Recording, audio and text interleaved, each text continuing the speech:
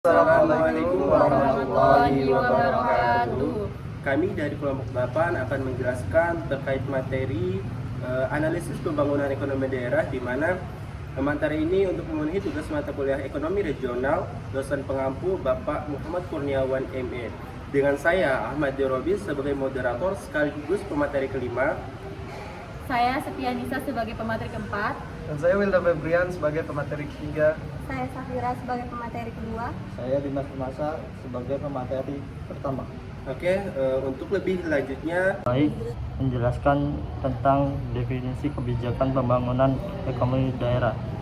Kebijakan pembangunan ekonomi daerah merupakan serangkaian tingkat strategi yang dirumuskan dan diimplementasikan oleh pemerintah daerah untuk mendorong yang dirumuskan ekonomi daerah dan meningkatkan kesejahteraan masyarakat di wilayah tersebut. Indonesia, kebijakan pembangunan ekonomi daerah seringkali dipengaruhi oleh berbagai faktor, termasuk kebijakan nasional, kondisi geografis. Baik, saya di sini akan melanjutkan materi kedua, yaitu tentang penyebab kebijakan pembangunan ekonomi daerah. Nah, penyebab kebijakan pembangunan ekonomi daerah ini yaitu ada 5. Yang pertama, 1 itu ketimbangan pembangunan, yang deskripsinya itu perbedaan tingkat pembangunan ekonomi antara daerah mendorong cenderung pemerintahan untuk merumuskan kebijakan yang dapat mendorong atau untuk merumuskan kebijakan yang mempercepat pembangunan di daerah yang tertinggal. Nah, di sini ada contoh kasusnya. Contoh kasusnya itu seperti Papua dan Bali. Nah, Papua ini memiliki sumber daya yang masih memiliki angka kemiskinan yang sangat tinggi. Pada tahun 2022, angka kemiskinan di Papua itu mencapai 27,55% dan sedangkan di Bali hanya 4,64%. Dan ada datanya ini adalah Badan Pusat Statistik atau BPS menunjukkan bahwa selama periode 2016 sampai 2020, pertumbuhan ekonomi Papua satkan di bawah 5%. Sementara Bali di atas 5% setiap tahun. Dan yang kedua itu ada peningkatan kualitas hidup masyarakat, yaitu ada deskripsinya, kebijakan pembangunan bertujuan untuk meningkatkan kualitas hidup, seperti masyarakat melalui penyediaan layanan dasar, pendidikan dan kesehatan. Contoh kasusnya itu ada program pembangunan infrastruktur di Kabupaten Sleman, Yogyakarta. Melalui program ini, pemerintah daerah meningkatkan akses jalan, sarana pendidikan dan kesehatan. Datanya itu dalam laporan tahun 2022, Kabupaten Sleman berhasil menurunkan angka kemiskinan 10,57% pada tahun 2019 menjadi 8,53% pada tahun 2022 setelah implementasi program. Dan yang ketiga ini ada pemanfaatan sumber daya. Yang 3 ada pemanfaatan sumber daya alam, yaitu deskripsinya adalah daerah dengan sumber daya alam yang sangat melimpah merumuskan kebijakan untuk mengoptimalkan pemanfaatan sumber daya tersebut demi meningkatkan pendapatan daerah. Dan contoh kasusnya itu ada pengelolaan sumber daya tambang di Provinsi Kalimantan Timur. Kebijakan yang diterapkan bertujuan untuk meningkatkan pendapatan asli daerah atau PAD dari sektor pertambangan. Dan ada datanya itu, data pada tahun 2021, PAD Kalimantan Timur dari sektor tambang mencapai 7,8 triliun, berkontribusi signifikan terhadap total PAD yang mencapai sebesar 12 triliun. Dan yang keempat itu ada desentralisasi dan otonomi daerah, yaitu deskripsinya implementasi desentralisasi memberikan kewenangan lebih kepada pemerintah daerah dalam merumuskan kebijakan pembangunan sesuai dengan kebutuhan lokal. Dan ada contoh kasusnya itu otonomi di khusus Aceh. Setelah diterapkan, Aceh merumuskan kebijakan pembangunan yang fokus pada pemilihan pasca konflik dan penguatan ekonomi lokal. Dan datanya itu berdasarkan data dari BPS yang telah kami ambil, pertumbuhan ekonomi Aceh meningkat dari 2,76% pada tahun 2006 menjadi 4,29% pada tahun 2019 berkat kebijakan yang berorientasi pada pemberdayaan masyarakat. Dan yang terakhir yaitu kelima, ada tuntutan globalisasi dan persaingan ekonomi. Deskripsinya itu meningkatkan persaingan antara daerah dan negara di era global, mendorong pemerintahan untuk menciptakan kebijakan yang menarik investasi dan meningkatkan daya saing daerah. Dan contoh kasusnya itu kebijakan investasi di kawasan ekonomi khusus atau KEK di Banyuwangi, Jawa Timur. Kebijakan ini menarik banyak investor untuk berinvestasi di sektor pariwisata dan industri. Dan datanya itu pada tahun 2022 investasi di Banyuwangi mencapai 1,2 triliun, meningkat menjadi 30% dibandingkan tahun sebelumnya. Baik, terima kasih. Baik, di sini saya akan melanjutkan materi ketiga. Materi yang akan saya jelaskan di sini adalah analisis kebijakan pembangunan ekonomi daerah. Yang pertama ada tujuan kebijakan. Yang dimaksud dari tujuan kebijakan pembangunan ekonomi daerah memiliki tujuan yang sangat penting, yaitu untuk meningkatkan pertumbuhan ekonomi, mengurangi tingkat kemiskinan, dan menciptakan lapangan kerja baru bagi masyarakat di suatu daerah tersebut. Dan yang kedua ada keterlibatan stakeholder. Keterlibatan stakeholder ini maksudnya keterlibatan berbagai pihak, termasuk masyarakat, pemerintah, dan sektor swasta. Sangat krusial dalam merumuskan kebijakan pembangunan yang efektif. Ketika semua stakeholder terlibat, kebijakan yang dihasilkan akan lebih sesuai dengan kebutuhan dan aspirasi masyarakat.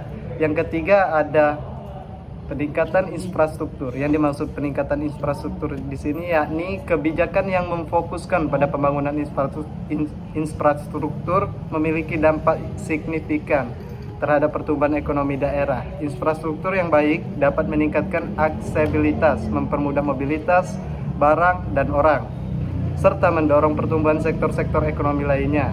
Evaluasi dampak kebijakan. Evaluasi dampak kebijakan ini merupakan melakukan evaluasi terhadap kebijakan yang telah diterapkan. Adalah langkah penting untuk mengetahui dampak dari kebijakan tersebut terhadap pertumbuhan ekonomi dan kesejahteraan masyarakat. Evaluasi ini dapat memberikan gambaran yang jelas mengenai efektivitas kebijakan dan membantu pemerintah untuk melakukan perbaikan yang diperlukan. Selain itu, ada juga tantangan dan implementasi. Tantangan dan implementasi kebijakan pembangunan ekonomi daerah seringkali menghadapi berbagai tantangan, termasuk kurangnya dana, korupsi, dan kurangnya kapasitas aparatur. Tantangan ini dapat menghambat pelaksanaan kebijakan dan mengurangi dampak positif yang diharapkan. Oleh karena itu, diperlukan strategi yang komprehensif untuk mengatasi masalah ini, seperti peningkatan transparansi, akuntabilitas, dan pemungutan kapasitas sumber daya manusia. Yang terakhir, inovasi dan kebijakan. Inovasi dalam kebijakan penggunaan ekonomi daerah sangat penting agar kebijakan tersebut dapat beradaptasi dengan perubahan pertumbuhan dan tentang yang dihadapi dalam era digital ini, memanfaatkan teknologi informasi dan komunikasi. Saya akan melanjutkan materi keempat, dampak kebijakan pembangunan ekonomi daerah. Yang pertama itu ada dampak positif. A. Meningkatkan pertumbuhan ekonomi, investasi, lapangan kerja, dan pendapatan masyarakat. Yang B. Ada memperbaiki layanan publik seperti pendidikan, kesehatan, dan infrastruktur. Yang C. Ada meningkatkan kesejahteraan dan partisipasi masyarakat dalam pembangunan. Yang kedua ada dampak negatif. A. Kesenjangan ekonomi antara daerah maju dan tertinggal. B. Urbanisasi berlebihan yang memicu masalah sosial, infrastruktur, dan hilangnya budaya lokal. C. Potensi konflik akibat ketidakpuasan masyarakat. Yang ketiga ada solusi. A. Kebijakan inklusif yang menjangkau semua lapisan masyarakat. B. Pemantauan, evaluasi, transportasi, dan akuntabilitas kebijakan, budaya lokal, dan penguatan tata kelola pemerintah. Kesimpulannya, kebijakan pembangunan ekonomi daerah harus dirancang holistik untuk memaksimalkan manfaat dan meminimalkan dampak negatif. Baik, saya akan menunjukkan materi yang kelima, yaitu solusi dari permasalahan kebijakan pembangunan ekonomi daerah. Permasalahan dalam kebijakan pembangunan ekonomi daerah seringkali berkaitan dengan kurangnya sinergi antara berbagai pemangku kepentingan serta ketidakmerataan dalam distribusi sumber daya. Salah satu solusi yang efektif untuk mengatasi masalah ini adalah dengan meningkatkan keterlibatan masyarakat dalam proses perencanaan dan pengambilan keputusan. Melibatkan masyarakat lokal dalam menyusun kebijakan akan membantu pemerintah untuk memahami kebutuhan dan aspirasi mereka. Misalnya saja melalui forum diskusi atau musyawarah desa, masyarakat dapat menyampaikan pendapat dan memberikan masukan mengenai program-program pembangunan yang dirasa paling mendesak dan bermanfaat. Bukan hanya itu saja, pemerintah harus berkolaborasi dengan pihak-pihak, bukan hanya pihak lembaga non pemerintah, tetapi juga berkolaborasi dengan antar sektor, termasuk pemerintah pusat. Pemerintah juga harus memperkuat kemitraan yang kuat sehingga pihak dapat berbagi sumber daya, pengetahuan, dan pengalaman yang akan memperkuat implementasi kebijakan. Pemerintah juga harus memanfaatkan teknologi untuk menciptakan sebuah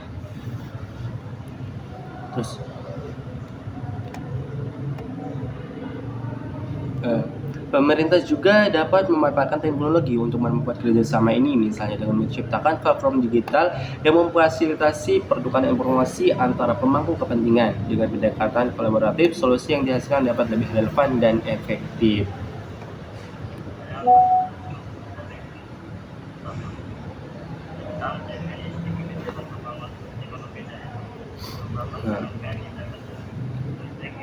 Pemerintah juga harus senantiasa memantau perkembangan dan tren global yang dapat mempengaruhi perekonomian daerah.